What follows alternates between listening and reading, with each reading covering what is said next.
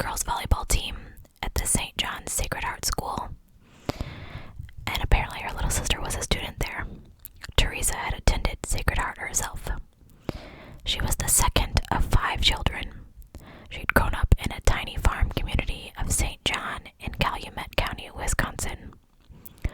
Her parents ran a dairy farm, and she often helped out with the farm chores, particularly milking the cows.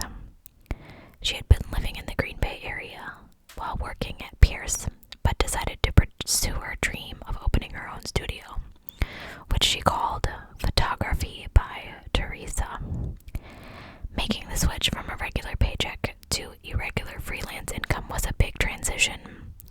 So, to help make ends meet, she'd moved back to St. John, where she and a friend rented a house on her parents' property. The rent was more than reasonable.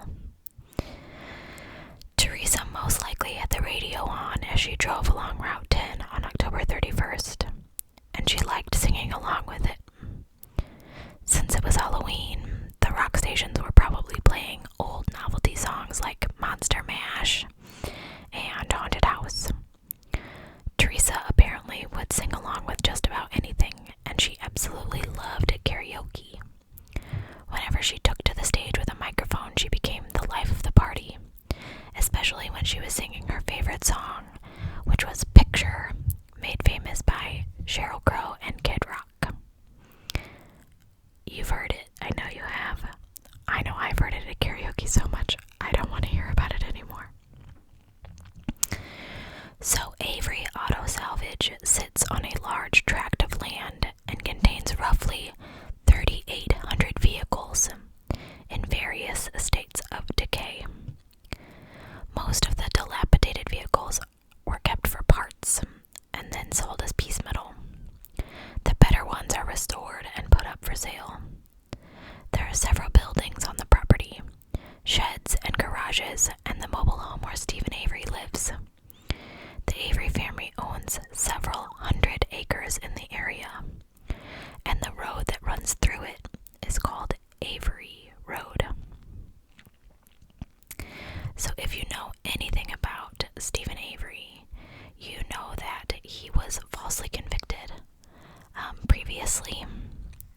He, in 1985, was convicted of raping and beating a 36-year-old woman named Penny Bernstein as she jogged along the shore of Lake Michigan in nearby Two Rivers, Wisconsin. Avery had maintained his innocence, but Patty picked him out of a photo lineup and then a live lineup. So December 14th, 1985, a jury found Avery guilty of attempted first-degree homicide, first-degree assault, and false imprisonment. Several witnesses testified that he had been at his parents' home in Green Bay at the time of the assault, but the jury was unconvinced, and he was sentenced to 32 years in prison. Stephen fought for a new trial to prove his innocence, based on DNA testing of the scrapings recovered from Patty Bernstein's fingernails after the assault. The initial tests indicated that his DNA was not present in these scrapings. In 1996, Circuit Judge Fred Hazelwood denied Stephen's request for a new trial, and a year later, the 2nd District Court of Appeals upheld the decision. So Avery's case was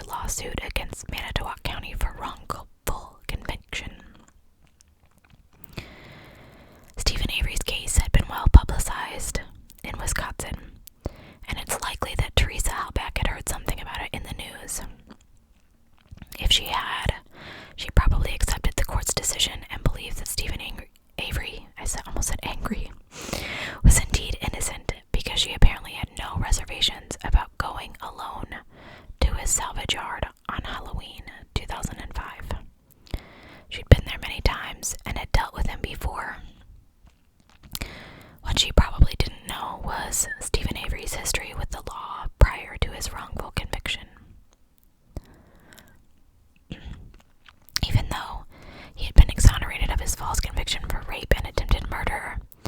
He had a long history of run-ins with the law.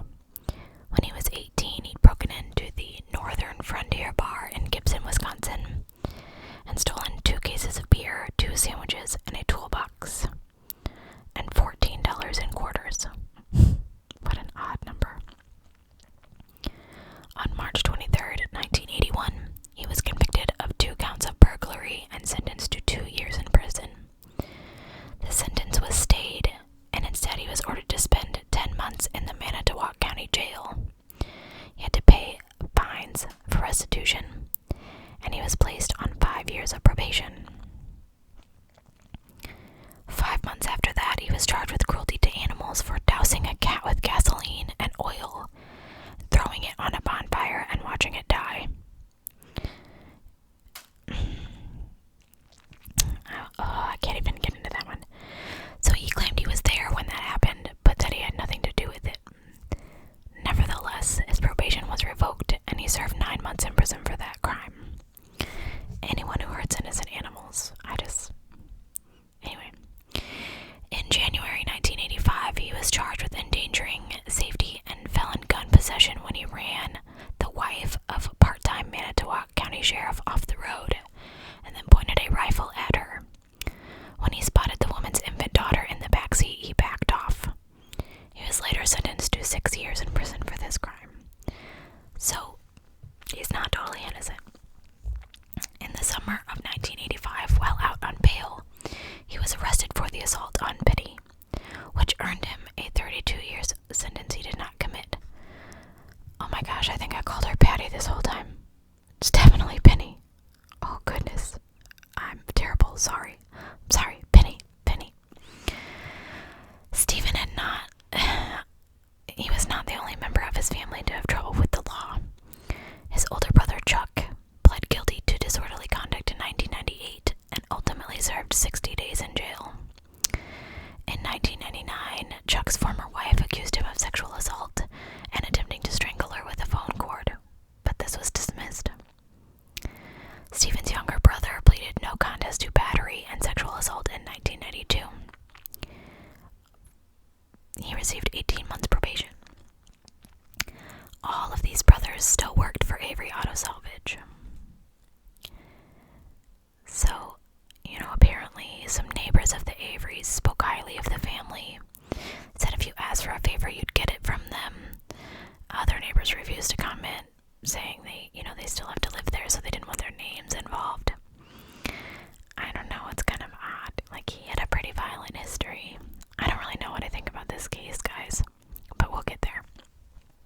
So, on November 3rd, 2005, 3 days after she had driven out to Avery Auto Salvage, Karen Halbach, Teresa's mother, called the Calumet County Sheriff's Office to report her daughter hadn't been heard from all weekend. Karen said that it was unusual for Teresa to be out of touch with her family and friends for that length of time, and that she was worried. Volunteers had already started retracing Teresa's steps, hoping to find her. On November 5th, a group of volunteers arrived at Avery Auto Salvage. They asked Earl Avery if they could search the property, and he gave them permission to look around. After searching about 50 cars, they found a blue Toyota RAV4 similar to Teresa's, partially concealed by tree branches and various car parts. The vehicle was locked and had no license plates. The volunteers immediately called investigators at the Calumet County Sheriff's Department, who obtained a search warrant that same day. They went directly to the Avery Auto Salvage and inspected the blue Toyota. The VIN number confirmed that it was Teresa's car. It was placed in an enclosed trailer and transported to the Wisconsin Crime Lab in Madison for further search and analysis. If you've watched Making a Murderer, I think it's really weird how they discovered the car, but again, we'll get back to that. Investigators searched Stephen Avery's mobile home and found a dried red substance which appeared to be blood on the bathroom floor near the washer and dryer.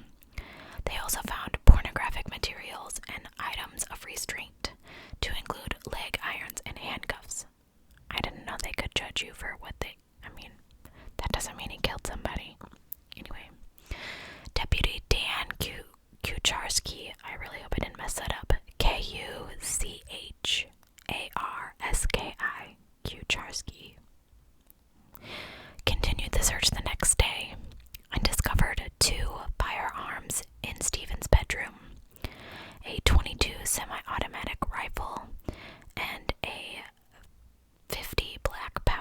muzzle loader.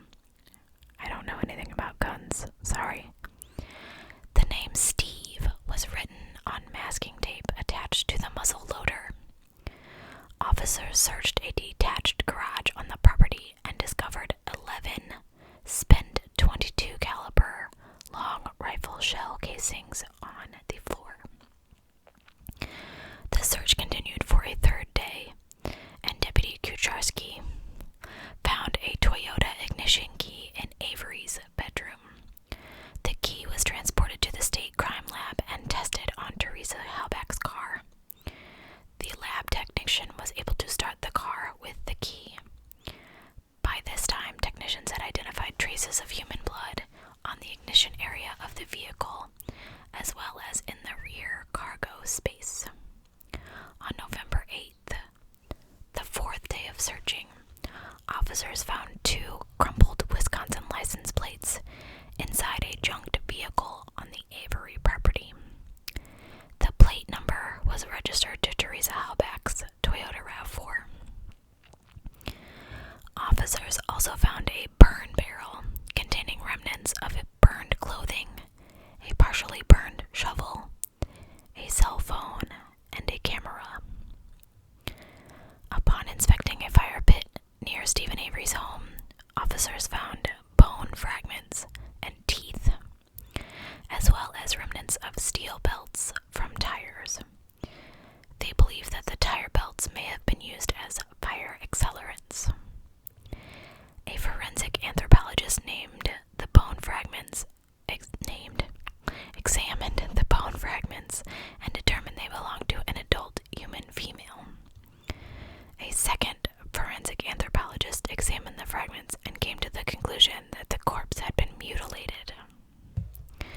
Sherry L. Kuhane, a DNA analyst with the Wisconsin Department of Justice, tested the blood samples found in various locations inside the car, including the driver's seat, ignition area, front passenger seat, and rear passenger door entrance.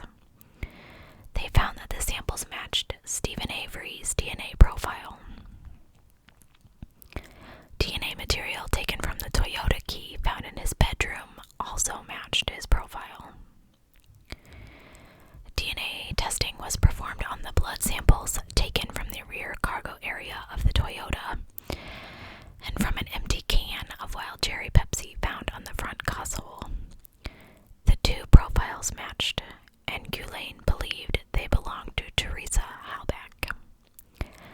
A partial DNA profile obtained from the teeth and bone fragments in the fire pit matched in 7 out of 13 areas, and thus were consistent with the profile worked up from the can and the blood found in the cargo area. Gulain would later testify that the chances were 1 in a billion that the tissue found in the fire pit did not belong to Teresa Halbach. When Stephen was questioned by the police, he said that the blood found in her car couldn't be his because he was never in her car. He said that she had been at Avery Auto Salvage sometime between 2 and 2:30 on Halloween 2005. According to him, she took a photo of the minivan he was putting up for sale. He paid her $40. She gave him a copy of the Auto Trader magazine, and then she left. Stephen chose not to have a lawyer present during the time of his questioning. On November 9th, he was charged with illegal gun possession and taken into custody as the investigation into Teresa's death continued. At the time of his arrest, Special Agent Tom Fassbender noted that Stephen had a very substantial cut on the middle finger of his right hand. 2 days later, Stephen appeared by phone on the Nancy Grace television show on CNN. He reiterated that he was innocent. He claimed to be the victim of government retaliation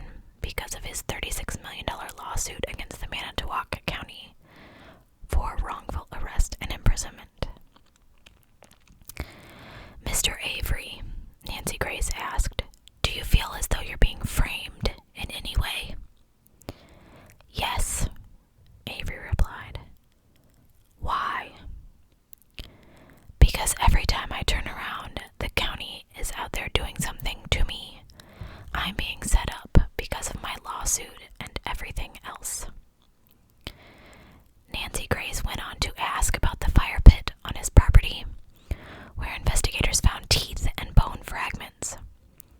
Stephen said his property is not normally locked, and that anyone could just drive right in, leaving the impression that perhaps someone else had murdered her on his property. In a phone interview with the Associated Press from Calumet County, Stephen said that he believed that Manitowoc County had set him up, so they wouldn't have to pay damages on his lawsuit if he prevailed in court. He singled out former Manitowoc County Sheriff Tom Korchek, who had been the sheriff when he was arrested in 1985, as one of his main prosecutors. Avery said they know what they look for, so they know what they can plant and where they can plant it. His older brother Chuck later echoed that sentiment. If they found anything here, it's a big setup. It was all planted. Their mother, Dolores Avery, believes that Stephen is innocent.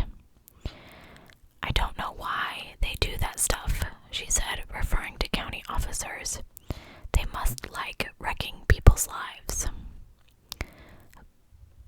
But Stephen Avery's uncle, Arland Avery, who was a Manitowoc County Sheriff's deputy, retired, told the Journal Sentinel that DNA evidence would be hard to plant, and hoped that his nephew would confess if he was truly guilty, to at least give both families a little peace of mind.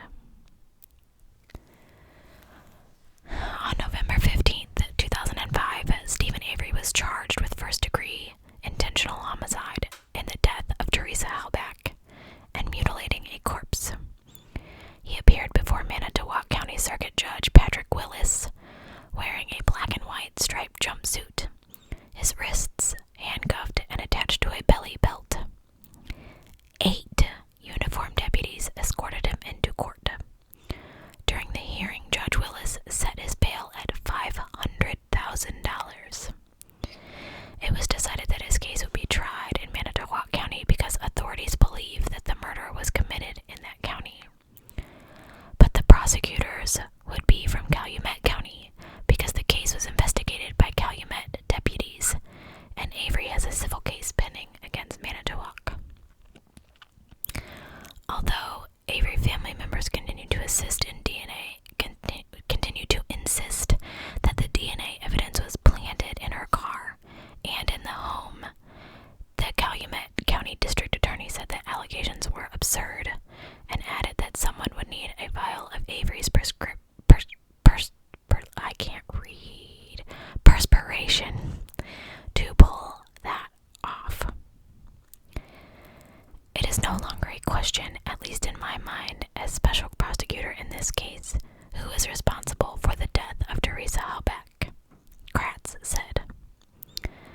After the murder charge was filed against Avery, the University of Wisconsin-based Innocent Project was inundated with phone calls and emails supporting their mission to exonerate people who have been wrongly imprisoned.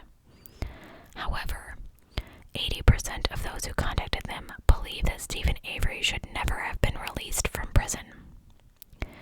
Co-director of the Innocent Project, Keith Finley, pointed out to the Associated Press that of the 163 inmates nationwide cleared of crimes through DNA evidence, Avery is the only one to have been subsequently charged with a serious crime. If Stephen Avery is ultimately found guilty of the charges against him, he could be sentenced to life imprisonment. Wisconsin does not have the death penalty.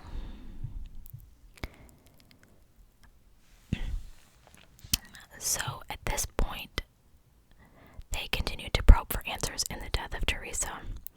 The events immediately leading up to her death and the details of the crime itself remain sketchy. Stephen Avery staunchly maintained his innocence, and among the many people Calumet County detectives had interviewed was Stephen Avery's 16-year-old nephew, Brendan Dassey, who lived in a home on the same sprawling property as Avery.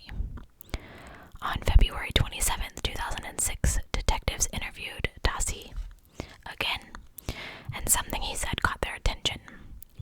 We believe that he knew more than he was telling us, Calumet County Sheriff Jerry Pagel later told a news conference.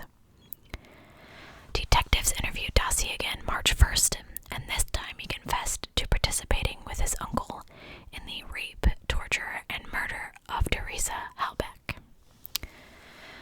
According to the criminal complaint against Dossie, the teenager claimed that on Halloween 2005, around 3:45, he got off of his school bus and walked to his home, which is next door to Stephen Avery's trailer. He then rode his bicycle to the mailbox to get the mail and found a letter for his uncle. As he rode back to Stephen Avery's residence to deliver the letter, he passed the burn barrel and stopped to look inside. He saw a cell phone and a camera. As he approached Avery's trailer, he heard a female voice screaming, "Help me." He knocked on the door and waited several minutes before his uncle answered. Stephen was, quote, covered in sweat. He invited his nephew to come into the kitchen. Once inside, Avery asked Brendan if he wanted to get some of that stuff, indicating the bedroom. Stephen then led his nephew into the bedroom where he saw Teresa, naked, on her back, restrained to the bed with handcuffs and leg irons. According to the criminal complaint against Dossie, Stephen Avery told his nephew he had already raped her and wanted to keep doing it. He encouraged his nephew to do the same. Teresa pleaded with Dossie through her tears, begged him not to do it, to let her go, and to get Avery to stop. But instead, Dossie, this is very graphic, quote unquote, mounted her and had intercourse with her for approximately 5 minutes while his uncle watched. I should have warned you before all of that. Apparently, then Dossie and Avery went into the living room and watched television for 10 to 15 minutes. Someone's walking around in my house. "That's how you do it," Avery said to his nephew, telling the teenager that he had done a good job and was very proud of him. While the TV played, Stephen talked about killing Teresa and burning her body. He then went to the kitchen, got a knife with a blade between 6 and 8 inches long, and he and Dossie went back into the bedroom. Stephen announced to Teresa that he was going to kill her and then stabbed her, and then apparently passed the knife to Brendan and told him to cut her throat. Apparently they then cut off some of her hair and strangled her for approximately 2 to 3 minutes. Avery and Dossie took off the shackles, tied her with rope, and then carried her to her car, placed her in the trunk, and drove her to Stephen's garage. Brendan believed that she was dead by this time, but Stephen fetched a .22 caliber rifle and shot her approximately 10 times. According to Brendan's confession, Avery shot her 1 to 3 times in the head and then shot her in the midsection. According to the complaint against Brendan Dossie, he told detectives that he and Stephen Avery threw her body into the fire pit that was already burning when he returned from school earlier that afternoon. They put tires and brush on top of her to accelerate the fire. And while she burned, they drove her car to a remote area of the property, concealed it with branches and a car hood. They then returned to the garage and cleaned the blood off the concrete floor with gasoline, paint thinner, and bleach. At this point, Stephen noticed his finger was bleeding, covered it with a Band-Aid that he got from his trailer when he went inside for the bleach. Brendan apparently returned to his own home, and his mother, Barb Janda, who is Stephen's sister, noticed the bleached out splotches on her son's jeans and asked how that had happened. And Brendan told her he'd been helping his uncle clean the floor of his garage. Brendan told detectives later that Stephen informed him he had broken up some of Teresa's remaining bones with a shovel and buried them elsewhere on the property. When they spoke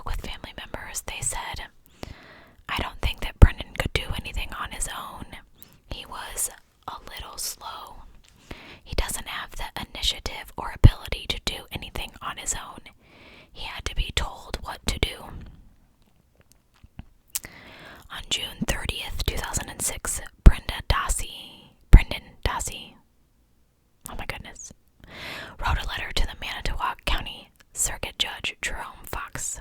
There's so many names in here. From the Sheboygan County Juvenile Detention Center, recanting his statements regarding the death of Teresa Halbach.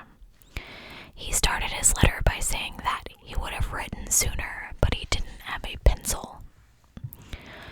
The thing I was going to write to you about was that all my statements I gave the investigators are not true, he wrote. In the letter, he claimed that he had been at home with his brother until 7 p.m. on Halloween, when his uncle called and asked him if he wanted to come out for a bonfire. According to Brendan's letter, he and Stephen rode a golf cart around the property. They gathered materials to burn in the bonfire. Brendan's mother called her brother on his cell phone around 9 and told him she wanted Brendan home by 10. He arrived home shortly after 10, talked to his mother for a while, and then went to bed. He closed his letter with a postscript. Me and my mom think that you are a good judge. Thank you for your time. Oh, someone's car alarm's going off. I really hope that you cannot hear that. Now 2 of them are going off. Oh my goodness. Dassey's trial was scheduled to begin April 16th, 2007. If he was convicted, he could be sentenced to life plus 72 and a half years in prison. Stephen Avery was charged with first-degree intentional homicide, first-degree sexual assault, kidnapping, false imprisonment, mutilation of a corpse, and possession of a firearm by a felon. If he was convicted, he could face life plus 128 and a half years in prison. So we're kind of doing this like a timeline. On Sunday, March 18th, 2007, a jury found Stephen Avery guilty of first-degree intentional homicide and illegal possession of a firearm. They found him not guilty of the third charge leveled against him, mutilation of a corpse. Despite his attorney's contention that the police had planted evidence against him, the jury was unconvinced.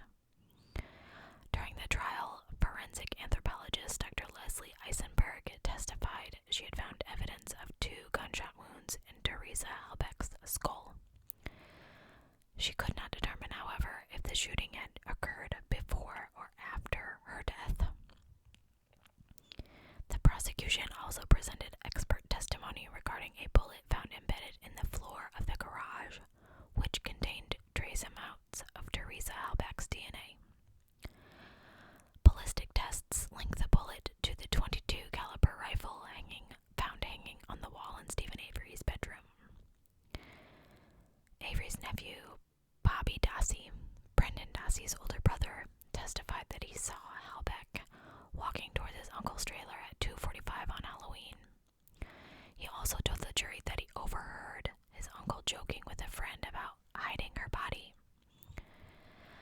Brendan had confessed to participating in the crime with his uncle, but later recanted and refused to testify against him, thereby forfeiting a plea deal with the state. The defense attempted to cast doubt on the prosecution's case by presenting an alternate explanation for the evidence found on the property. Manitowoc County law enforcement officers had access to a vial of Stephen's blood taken during a review of his 1985 conviction. Attorneys suggested that the police planted the blood at the crime scene, along with a bullet and Teresa Halbach's car key. Their motive was revenge. Avery's monetary settlement in his wrongful conviction suit against Manitowoc had angered several county deputies, the defense claimed. But the jury of 6 men and 6 women brought in from Dane County did not buy it. After 20 hours of deliberation, they sent down their verdict. When asked how she felt about Avery's conviction, Karen Halbach, Teresa's mother, told a reporter, "I'm happy, but I'm really not that happy. Teresa's not here."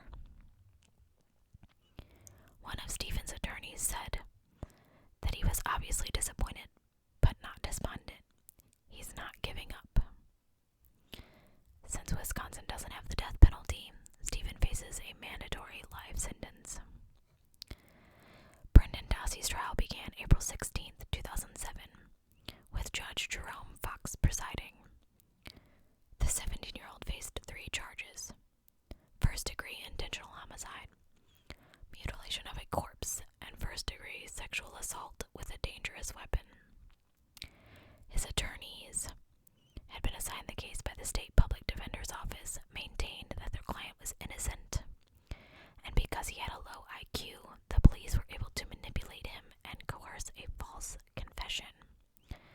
But the prosecution contended that although he recanted his confession, the physical evidence, including the rifle, the bullet embedded in the floor of the garage, Teresa's bullet-damaged skull, and her charred remains, supported everything that he told the police. Teresa's sister Katie took the stand and testified that Teresa owned a pair of Daisy Fuentes jeans. Expert testimony revealed that the rivets found in the fire pit were the same type as those used on that brand of jeans. Katie also testified that the lanyard attached to the car key found in Stephen Avery's bedroom had been a gift from her to her sister Teresa. Apparently, no traces of Teresa's DNA were found on Brendan Dossey's clothing, but the clothing did have extensive bleach stains as a result of the garage cleaning that they had performed. Bleach destroys DNA. Oh. The dog's itching. She's so good at that.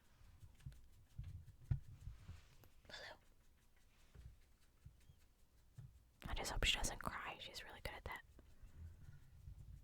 I don't have anything to throw at her. That's what I usually do, is like throw a sock at her to make her quit. Loose.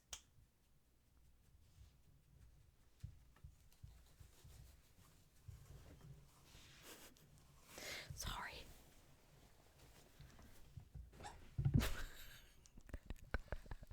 I scared her. Goodness. I'm sorry. Okay. So, the prosecution called Manitowoc County Detective Anthony O'Neill to the stand and asked him to describe his impressions of Dossey after his first interview with the teenager on the day that Halbach's SUV had been found on Avery property. O'Neill testified that he felt that Dossey had been holding back. Brennan kept asking the police that day, "Do you think he did it?" referring to his uncle. This struck O'Neill as odd, since at that point she had been listed as a missing person and not a homicide. The jury then heard an 80-minute audio tape of that interview. When Brennan had been asked if he knew where Halbach was, he repeatedly said, "I don't know where she is." The prosecution also played a 3-hour videotaped interview with Brennan conducted by Special Agent Tom Fassbender. Wow, he's got lots of stuff behind his name. And the Department of Justice, from the Department of Justice's Division of Criminal Investigation, and Detective Mark Wiegert of Calumet County. In this interview, Brennan confessed to everything. I'm not going to read it again because it's just terrible. To murdering her and helping burn her body. He described the crime without emotion, even said, "I feel really sad because I helped him, and I feel sad for the family because they lost a daughter." He went on to say that he should have done something to stop his uncle. When asked why he sexually assaulted Teresa, he replied, "I wanted to see how it felt." Sex. Later on in the tape, he said that Stephen forced him to assault her and threatened to stab him if he told anyone about it. The defense tried to blunt the impact of the taped confession by calling Brendan's 15-year-old cousin Kayla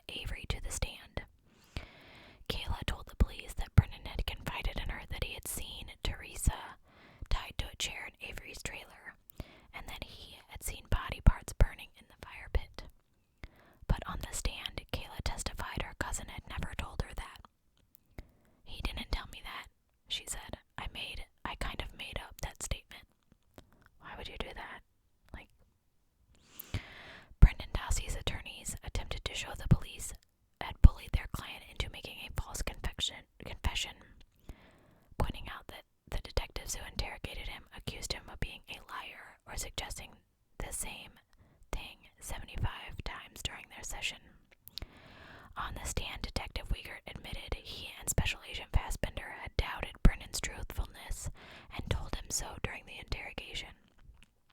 Several times we told him we didn't believe what he was telling us, Wiegert testified. The defense team allowed Brendan to take the stand in his own defense, hoping that the jury would believe that his reasoning for his contradictory statements if they heard it from his own mouth. He testified that his videotaped confessions were untrue, and he didn't know why he had lied to the police. He also claimed that he had taken the details of the crime from a novel, James Patterson's Kiss the Girls, and the movie that was made from that book. But the prosecution pointed out that the details of his confession were supported by physical evidence found at the crime scene, including the leg irons and handcuffs. Throughout the trial, prosecutors maintained that Brendan stood ready and willing to assist in the murder and mutilation of Teresa Halbach. On April 26, 2007, the jury was sent out to decide Brendan's fate, and after 4.5 hours of deliberation, they returned guilty on all charges. After the trial, Teresa's brother Mike told the TV station, "Hopefully, Teresa can now enjoy her time in heaven, rather than worrying about us." Reporters followed Brendan's mother Barb out of the courthouse, trying to get a statement from her. After she refused to speak, she angrily shouted from her departing SUV, "I think the Halbachs set all this up. I really do." Brendan Dassey is currently being held at the Manitowoc County Jail, awaiting sentencing, and his uncle Stephen resides on another floor in the same facility. At least that's what I could find. In an interview in the Green Bay Press Gazette, Dassey said he had been having trouble sleeping since his conviction. "It takes me an hour or 3 hours to get sleep. It takes me a while," he said. He hasn't been reading much as well. At the Sheboygan Juvenile Facility, where he'd been held for 13 months prior to his trial, he had read all the Harry Potter books, but just doesn't have the urge to pick up a book anymore. He was already facing a mandatory life sentence, so the only issue left for the court to resolve is whether he will be eligible for parole, and if so, when. So on August 2nd, 2007, he returned to Judge Fox's courtroom to face sentencing. As expected, he received a life sentence. The judge ruled that he would not be eligible for parole until he has served 41 years. He knows the difference. He knew the difference between right and wrong and good and evil. It was his choice, and he chose evil. Teresa Halbach's aunt was allowed to address the court before sentencing. "He could have been a national hero or a murderer," she said, referring to Brendan. "He decided to be a murderer. He knew Stephen Avery's plan to murder Teresa and did nothing to prevent it. He's a coward and a disgrace." Brendan Dassey was taken to the Dodge Correctional Institution for evaluation to determine where he will serve his sentence. His uncle, Stephen Avery, is currently serving out his life term at Wisconsin Supermax prison Briscabel. I don't know if that's how you say that. Brendan Dassey told reporters that he was afraid of what would happen to him in prison and had been crying himself to sleep. He will not be eligible for parole until 2048, when he's 59. So, this case kind of killed me a little. When I watched the show, I genuinely thought that he didn't do it. I was convinced that there was no way, that there were so many different things that pointed out that he was framed, or, oh, the blood, they found the blood, and so on and so forth. I don't know. I feel like if you wrongly go to prison and you spend that many years there, you're not gonna do it again.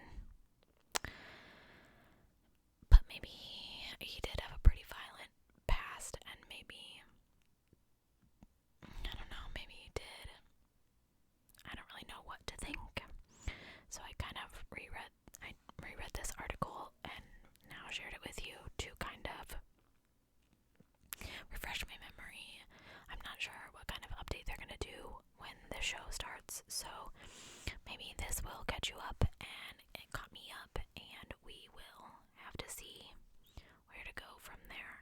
I just think it's so weird, like, why?